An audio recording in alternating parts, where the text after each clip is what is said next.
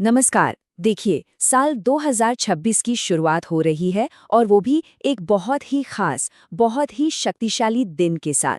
और ये दिन है अंगारक संकष्टी चतुर्थी। तो आज चलिए मिलकर समझते हैं कि आखिर ये दिन इतना शुभ क्यों है और हम सब के जीवन के लिए इसका क्या महत्व है। कोई भी शुभ काम हो, उसकी शुरुआत तो गणपति के स्मरण से ही होती है ना? ये जो श्लोक है, ये असल में भगवान गणेश का ही आह्वान है। एक प्रार्थना है कि हमारे सारे प्रयास बिना किसी भी रुकावट के सफल हों। तो इस खास दिन को और अच्छे से समझने के लिए हम अपनी बात को 4 हिस्सों में देखेंगे। सबसे पहले गणपति के विघ्नहर्ता स्वरूप के बारे में जानेंगे, फिर 2026 की इस पहली अंगारक चतुर्थी की क्या खासियत है, उस पर बात करेंगे। इसके बाद अंगारक योग का महत्व क्या है, ये समझेंगे और आखिर में देखेंगे कि इस व्रत को कैसे किया जाता है। तो चलिए शुरू करते हैं पहले हिस्से से। गणपति विघ्नहर्ता। आखिर ये संकष्टी चतुर्थी का दिन भगवान गणेश को ही क्यों समर्पित है और उन्हें विघ्नहर्ता क्यों कहते हैं? सोचिए, हम कोई भी काम शुरू करते हैं तो सबसे पहले गणपति का ही आह्वान क्यों करते हैं? क्योंकि वो है विघ्नहर्ता, मतलब विघ्नों को, हर तरह की मुश्किलों को हरने वाले। तो उनकी पूजा से एक तरह से ये पक्का हो जाता है कि हमारे रास्ते की सारी कठिनाइयां दूर होंगी और सफलता मिलेगी। और देखें, गणेश जी के स्वरूप में ना एक बहुत ही गजब का बैलेंस है। एक तरफ तो वो ब्रह्मांड के निर्माता हैं, बुद्धि के देवता हैं, और दूसरी तरफ उनका स्वभाव इतना सीधा साधा, इतना प्यारा है कि बच्चे तक उन्हें अपना दोस्त मानते हैं।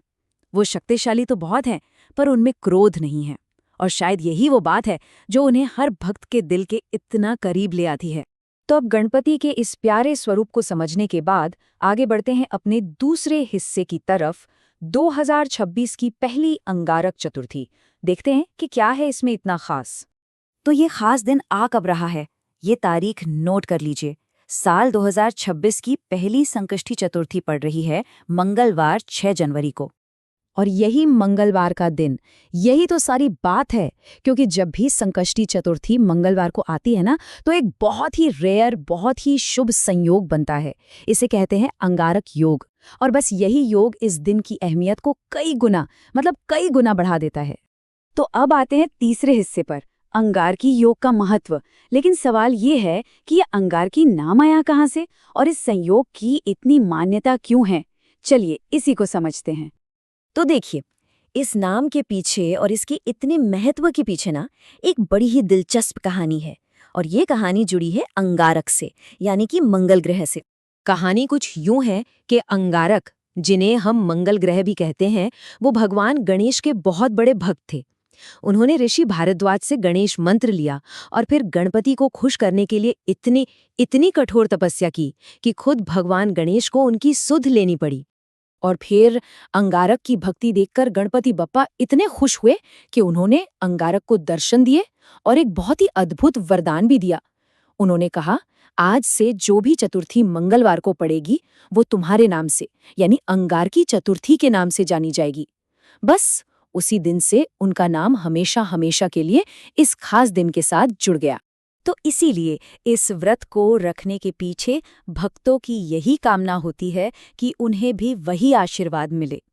ये एक तरह की प्रार्थना है कि भाई, जिस तरह भगवान गणेश ने अंगारक के जीवन को मंगलमय बना दिया, उसी तरह वो हम सबके जीवन से भी सारे अमंगल और सारी बाधाओं को दूर कर दे। तो चलिए, अब जब हम ये समझ गए हैं कि ये दिन इतना महत्वपूर्ण क्यों है, तो अब इसके प्रैक्टिकल साइड पर आते हैं। मतलब इस पवित्र व्रत को किया कैसे जाए। इसकी पूजा विधि ना बहुत ही सरल है। अगर हो सके तो गणेश मंदिर जरूर जाएं।